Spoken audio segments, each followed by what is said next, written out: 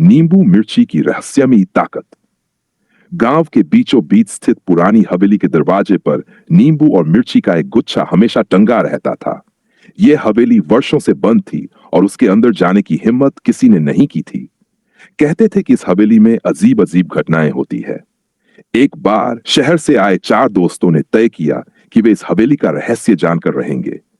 उन्होंने गांव वालों की बातों को अंधविश्वास मानते हुए हवेली में घुसने की योजना बनाई। हवेली के अंदर का आतंक। जैसे ही उन्होंने नींबू मिर्ची का गुच्छा हटाकर दरवाजा खोला, एक ठंडी हवा का झोंका उनके चेहरों पर पड़ा। अंदर की दीवारों पर अजीब आकृतियां बनी थीं, जो लग रहा था जैसे किसी ने खून से बनाई हो। अचानक एक दोस्त की नजर हवेली के कोने में रखी एक पुरानी किताब पर पड़ी। उस किताब पर लिखा था, जो इस किताब को पढ़ेगा उसकी आत्मा इस हवेली में कैद हो जाएगी। भूल और अंजाम पर जिज्ञासा ने उन्हें किताब खोलने पर मजबूर कर दिया। जैसे ही उन्होंने किताब का पहला पन्ना पलटा, अचानक हवेली के दरवाजे अपने आप बंद हो गए। नींबू मिर्ची का गुच्छा जो बाहर लटका हुआ था, जमीन पर गिर गया और सड़ने लगा।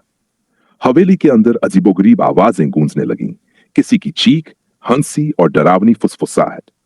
उन दोस्तों को एहसास हुआ कि यह सिर्फ एक हवेली नहीं, बल्कि एक शापित जगह है, जहां आत्माएं नींबू मिर्ची के जरिए कैद थीं। रहस्य का खुलासा। गांव के बुजुर्गों ने बताया कि यह नींबू मिर्ची उन बुरी आत्माओं को बाहर नहीं, बल्कि हवेली के अंदर कैद रखने के लिए लटकाई जाती थी। लेकिन दोस्तों की एक गलती ने उन आत्माओं को आजाद कर दिया। उस रात से गांव में अजीब घटनाएं शुरू हो गई। हवेली अब और भी खतरनाक हो गई और उस पर फिर कभी नींबू मिर्ची नहीं लटकी। कहते हैं, आज भी उस हवेली से रात के समय अजीब चीखें सुनाई देती हैं और जो कोई अंदर गया वह कभी वापस नहीं लौटा। क्या आप कभी ऐसी हवेली में जाने की हिम्मत करेंगे? आत्माओं का कहर। हवेली में आत्माओं की रिहाई के बाद गांव के लोग बुरी तरह डर गए। रात में अजीब घटनाएं होने लगीं। किसी के घर के दरवाजे अपने आप खुलने बंद होने लगे, जानवर अजीब तरीके से रोने लगे और कई जगहों पर नींबू और मिर्ची अपने आप सरकर गिरने लगी। वहां के बुजुर्गों ने गांव की पंचायत को चेतावनी दी कि अगर इस समस्या का समाधान नहीं किया गया तो पूरा गांव बर्बाद हो सकता है। लेकिन समाधान आसान नहीं था। हवेली की आत्माओं को शांत करने के लिए पुरानी तांत्रिक विधियों की जरूरत थी, और वो विधियां केवल एक तांत्रिक जानता था जो पास के जंगल में रहता था। तांत्रिक का आगमन। पंचायत ने हिम्मत जुटाकर उस तांत्रिक को बुलाया। तांत्रिक ने गांव में आते ही महसूस कर लिया कि हवेली में बहुत शक्तिशाली आत्माएं मौजूद हैं। उसने कहा, यह साधारण आत्माएं नहीं हैं। इनका वजूद तब तक रहेगा जब तक इनकी कैद का कारण मिटाया नहीं जाता। तांत्रिक ने नींबू मिर्ची का एक बड़ा हवन करने का निर्णय लिया। उसने बताया कि ये आत्माएं हवेली में सैकड़ों साल पहले एक राजा के अभिशाप के कारण फंसी थीं। राजा ने अपने दुश्मनों को यहां तांत्रिक विधि से कैद कर दिया था, लेकिन उनकी रिहाई ने इस हवेली को शापित बना दिया। भयावह हवन की रात, तांत्रिक ने हवेली के पास गांव के कुछ बहादुर युवकों के साथ पहुंचकर तैयारी शुरू की।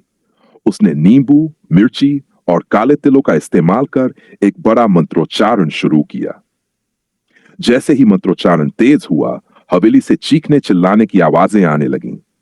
अचानक हवेली से धुएं के साथ भयानक परछाइयां बाहर निकलने लगीं। तांत्रिक ने उन परछाइयों को वापस बंद करने के लिए मंत्र जारी रखा, लेकिन आत्माएं इतनी शक्तिशाली थीं कि उन्होंने हवेली को हिलाना शुरू कर दिया। अंतिम बलिदान। तांत्रिक ने महसूस किया कि आत्माओं को पूरी तरह कैद करने के लिए किसी एक को अपना प्राण देना होगा। यह सुनते ही गांव के एक युवक ने अपनी बलि देने का निर्णय लिया। वह हवन की अग्नि में कूद गया और उसके बलिदान के साथ हवेली फिर से शांत हो गई। आत्माएं वापस हवेली में कैद हो गई और नींबू मिर्ची को वापस दरवाजे पर बांध दिया गया। अधूरा रहस्य। गांव में सब कुछ सामान्य लगने लगा, लेकिन तांत्रिक ने चेतावनी दी कि यह शांति स्थायी नहीं है। अगर कोई दोबारा नींबू मिर्ची को छुएगा तो आत्माएं और भी ज्यादा शक्तिशाली होकर लौटेंगी। आज भी गांव वाले उस हवेली के पास जाने की हिम्मत नहीं करते, लेकिन कुछ लोग कहते हैं कि रात के अंधेरे में हवेली के अंदर से अभी चीखों की गूंज सुनाई देती है।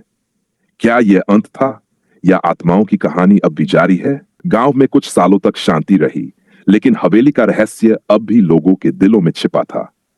कुछ लोग कहते हैं कि रात के समय हवेली के पास जाने से हवा में अजीब सी घबराहट और डर का एहसास होता है।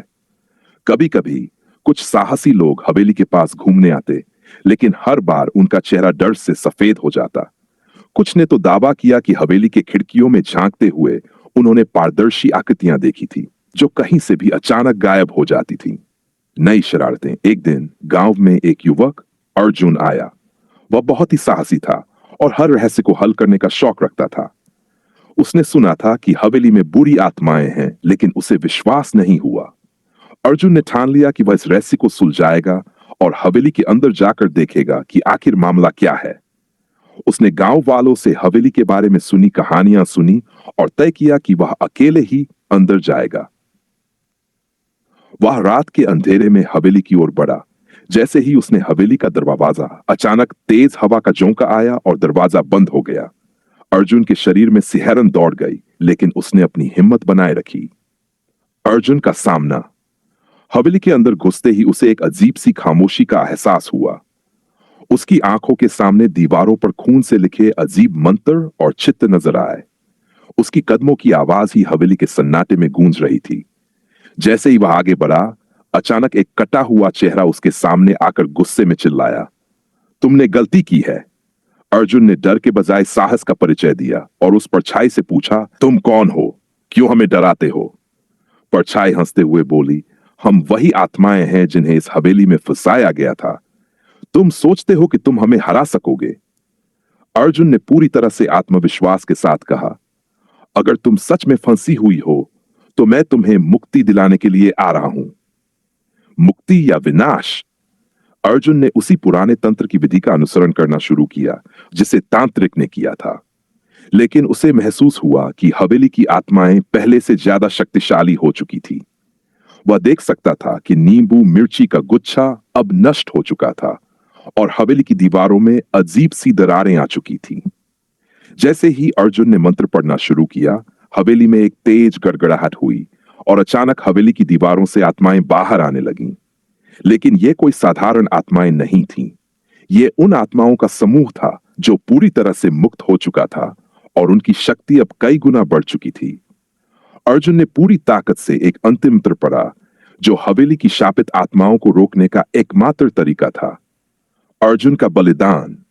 आखिरकार हवेली में एक भयंकर विस्फोट हुआ। अर्जुन की आंखों में एक चमक थी, जैसे वह आत्माओं को अंतिम बार शांति देने के लिए अपना जीवन दांव पर लगा चुका था। और फिर एक तीव्र शोर के साथ हवेली पूरी तरह से ढह गई, लेकिन अर्जुन का शरीर गायब हो गया। कहते हैं कि अर्जुन ने अपनी जान देकर हवेली की आत्माओं को शांति दी, लेकिन उसकी आत्मा अब भी हवेली के खंडहरों के पास मौजूद रहती है, अपनी महिमा और साहस के साथ। कुछ लोग कहते हैं जब हवेली के खंडहरों में रात के समय कोई जाता है तो अर्जुन की आत्मा उन्हें उस जगह से लौटने की चेतावनी देती है। क्या अर्जुन का बलिदान सचमुच हवेली को शाप मुक्त कर सका, या क्या वह अब भी एक शापित आत्मा के रूप में हवेली की रहस्यमय शक्ति का हिस्सा बन चुका है? कभी कभी सवालों के जवाब हमें डर के साए में मिलते हैं,